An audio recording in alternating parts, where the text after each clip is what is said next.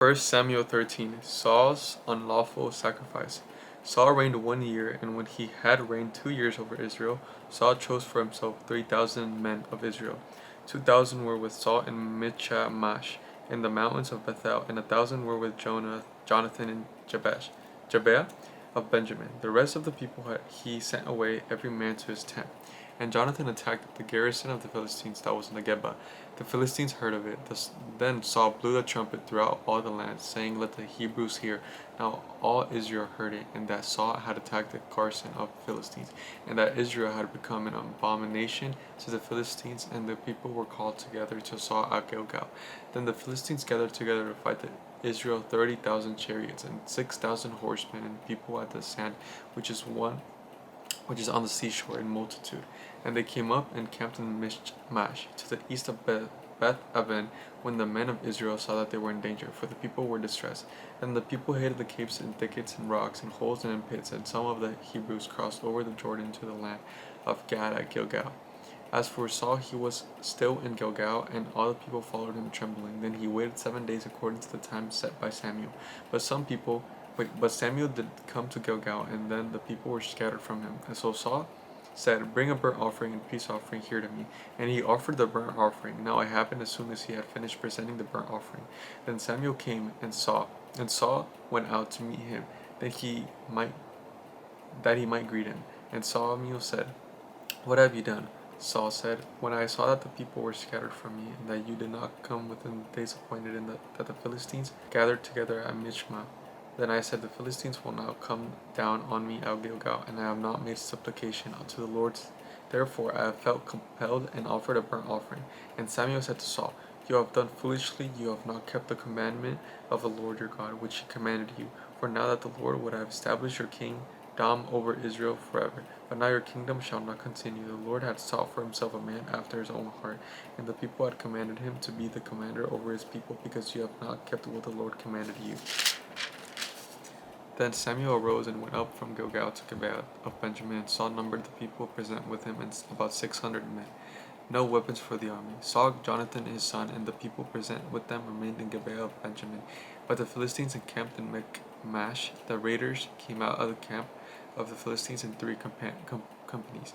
One company turned onto the road to Ophrah, to the land Shaul, and another company turned to the road to Beth Horon, and another company turned to the road of the border that overlooked the valley of Zeboim, toward the wilderness. Now there was no blacksmith to be found throughout the land of Israel, for the Philistines said, "Lest the Hebrews make swords or spears," but all the Israelites would go down to the Philistines to sharpen each man's plowshare, his mattock, his axe, and his sickle. And the charge for sharpening was a pin for the plowshares. The mattocks, the forks, and the axes had to set the set points to the goats. So it came about on the day of the battle that there were neither sword nor spear found in the hand of any of the people who were with Saul and Jonathan, but they were found with Saul and Jonathan his son.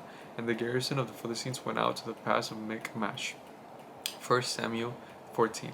Jonathan defeats the Philistines. Now it happened one day that Jonathan the son of Saul said to the young man who bore his armor, "Come, let us go over to the Philistines' garrison that is on the other side." But he did not tell his father, and Saul was sitting in the outskirts of Gibeah under a pomegranate tree, which in the Migron. The people who were with him were about 600 men. Ahijah and the son of Ahitub, Ichabod, brother the son of Phinehas, the son of Eli, the Lord's priest, and Shilcho, was wearing an ephod, but the people did not know that Jonathan had gone.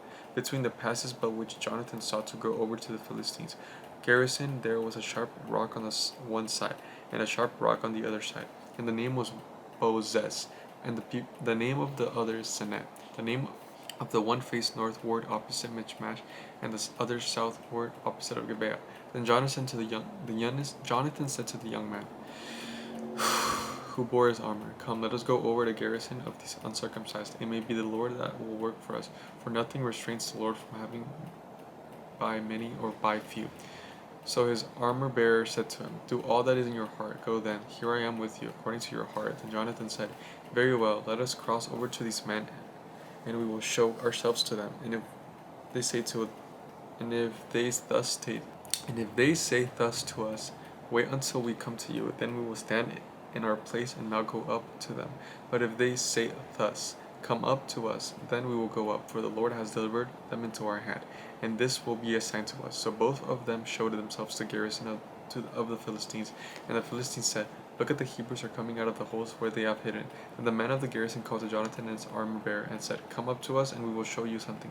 Jonathan said to his armor bearer, Come up after me, for the Lord had delivered them into the hand of Israel. And Jonathan climbed up to his hands and knees, and his armor bearer after him.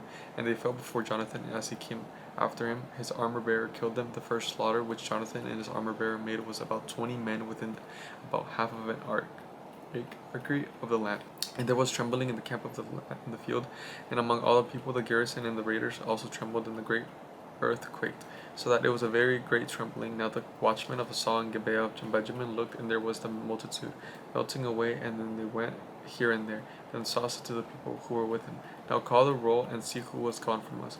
And when they had called the roll, surprisingly Jonathan and his armor bearer were not there. And Saul said to Ahijah, Bring the ark of God here, for at the time the ark of God was with the children of Israel. Now it happened, while Saul talked to the priest, that the noise was in the camp. Philistines continued to increase. So Saul said to the priest, Withdraw your hand. And Saul and all the people who were with him assembled, and they went to the battle. And indeed every man's sword was against his neighbor, and there was very great confusion. Moreover, the Hebrews who were with the Philistines before that time, who went up with them into the camp from the surrounding country, they also joined the Israelites who were with Saul and Jonathan. Likewise, all the men of Israel who had hidden in the mountains of Ephraim. When they heard that the Philistines fled, they also followed hard after them in the battle. So the Lord saved Israel that day, and the battle shifted to Beth-aven. Saul's rash oath. And the men of Israel were distressed that day, for Saul had placed the people under oath, saying, Cursed is the man who eats any food until evening, before I have taken vengeance on my enemies. So none of the people tasted food. Now all the people of the land came to a forest, and there was a honey on the ground. And when the people had come into the woods, there was a honey dripping. No one put his hand on his mouth, for the people feared the oath, but Jonathan had not feared his father charged the people with the oath. Therefore he stretched out the end of the rod that was in the hand, and dipped it into a honeycomb, and put his hands to his mouth, and his countenance brightened. Then one of the people said, Your father strictly charged with people with an oath, saying, Cursed is the man who eats food this day. And the people were faint. But Jonathan said, My father has troubled the land. Look now, how my countenance has brightened, because I tasted a little of his honey.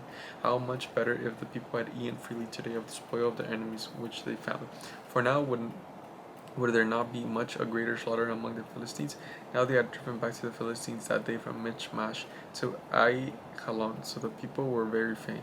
And the people rushed on the spoil, and took sheep, oxen, and calves, and slaughtered them on the ground. And the people ate them with the blood. What?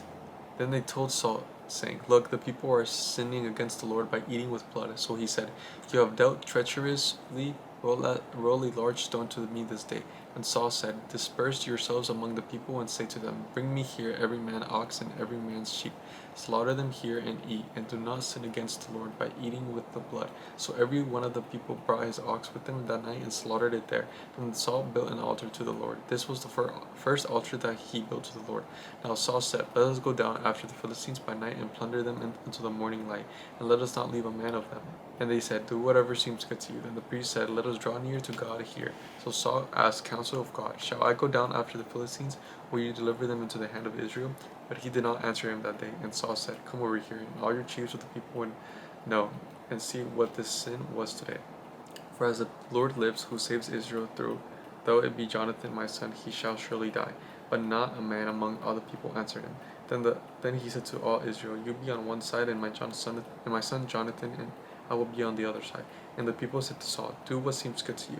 Therefore Saul said to the Lord, God of Israel, Give a perfect law. So Saul and Jonathan were taken, but the people escaped. And Saul said, Cast lots between my son Jonathan and me. So Jonathan was taken. Then Saul said to Jonathan, Tell me, what have you done? And Jonathan told him, and said, I only tasted a little honey with the end of a rod that was in my hand, so now I must die. Saul answered, God do so more also, for you shall surely die, Jonathan. But the people said to Saul, Shall Jonathan die, who has accomplished this great deliverance in Israel? Certainly not. And as the people lives, not one hair of his head shall fall to the ground, for he has worked with God to this day. So the people rescued Jonathan, and he did not die.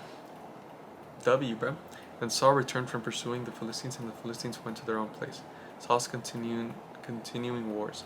So Saul established his sovereignty over Israel and fought against all his enemies on every side, against Moab, against the people of Ammon, against Edom, against the kings of Zobah, and against the Philistines. Wherever he turned, he had harassed them. And he gathered an army and attacked the Amalekites and delivered Israel from the hands of those who plundered them.